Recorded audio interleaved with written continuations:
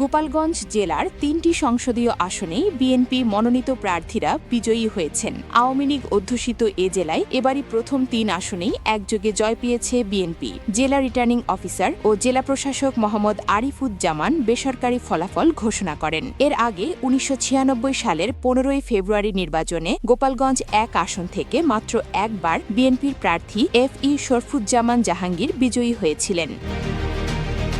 গোপালগঞ্জ ১ আসনে বিএনপি মনোনীত প্রার্থী সেলিমুজ্জামান মোল্লা ৬৮,৮৬৭ ভোট পেয়ে বেসরকারিভাবে নির্বাচিত হয়েছেন। তার নিকটতম প্রতিদ্বন্দ্বী গণ অধিকার পরিষদের মোহাম্মদ কাবির মিয়া পেয়েছেন ৫৩,৯৬১ ভোট। গোপালগঞ্জ ২ আসনে বিএনপি মনোনীত প্রার্থী KM বাবর ৪০,০৪৮ ভোট পেয়ে বিজয়ী হয়েছেন। তার নিকটতম প্রতিদ্বন্দ্বী বিএনপির বিদ্রোহী প্রার্থী MH খান মঞ্জু পেয়েছেন ৩৩,০৩৯ ভোট। গোপালগঞ্জ ৩ আসনে বিএনপি মনোনীত প্রার্থী SM জিলানি ৬০,১৬৭ ভোট পেয়ে নির্বাচিত হয়েছেন। তার নিকটতম প্রতিদ্বন্দ্বী গোবিন্দচন্দ্র প্রামাণিক পেয়েছেন ৩৩,৮৬৭ ভোট।